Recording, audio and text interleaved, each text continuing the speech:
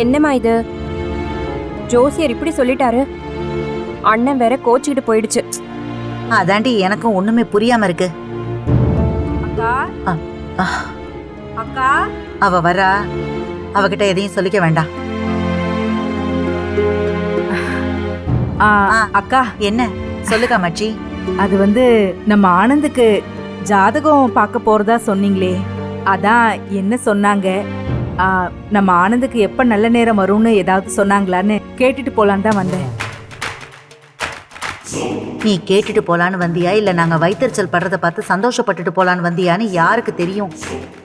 அக்கா சொல்லு காமாட்சி. அதான் ஜோசியர் என்ன சொன்னார்னு கேக்குறேன். அதெல்லாம் எல்லாம் நல்லா தான் சொன்னாரு. ஆ ஆனந்துக்கு ரொம்ப நல்ல நேரம் பிறந்திருக்கான். அவன் நல்ல நேரம் அவனுக்கு 3-4 வாரம் ஆயிடுச்சான். அவனுக்கு இன்னொரு நல்ல வாழ்க்கை கண்டிப்பா அமையுமா. அது அவனுக்கு நிலையானதாவும் வெற்றிகரமானதாவும் இருக்குமா. இந்த வாழ்க்கை அவனை நல்ல வசந்த இடத்துக்கு கூட்டிட்டு போகுன்னு வேற சொன்னாரு. அக்கா அப்படியே சொன்னாங்க.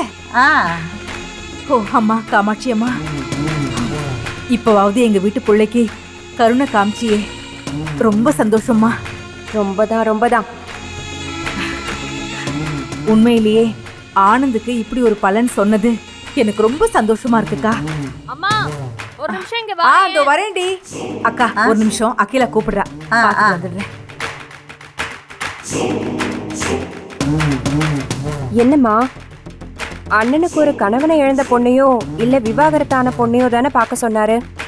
நீ அதெல்லாம் எதுவும் சொல்லாம என்னமோ கல்யாண வாழ்க்கை அமைய போது அருமையா இருக்கு அது இதுன்னு சொல்ற. இதெல்லாம் எதுக்குடி நான் அவகிட்ட சொல்லணும்? ஏன் மனசுக்குள்ள அவ சந்தோஷப்படுறதுக்கா? இத பார், இந்த உலகத்திலேயே சந்தோஷப்படுறது நாமளா தாண்டி இருக்கணும். நம்மளால மத்தவங்க சந்தோஷப்படுறாங்கன்னா அதை எந்த அளவுக்கு தவிர்க்க முடியுமோ அதை நம்ம தவிர்த்தணும். புரியுதுமா. நாம இத சொன்னா அவ மனசுக்குள்ள சந்தோஷப்பட்டு நம்ம புள்ளைய பத்தி கேவலமா நினைப்பா.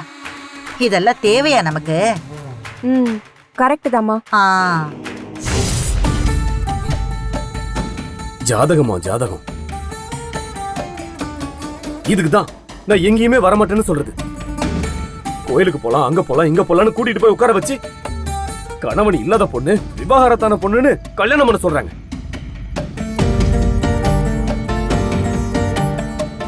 நான் ஏன் அப்படி ஒரு பொண்ணை கல்யாணம் பண்ணணும்? நான் என்ன இழிச்ச வாயினா? ஏன் அப்படி ஒரு பொண்ணை தான் கல்யாணம் பண்ணணும்னா நான் எப்படி ஏன் ஆனந்தியை கல்யாணம் பண்ணிக்க முடியும்?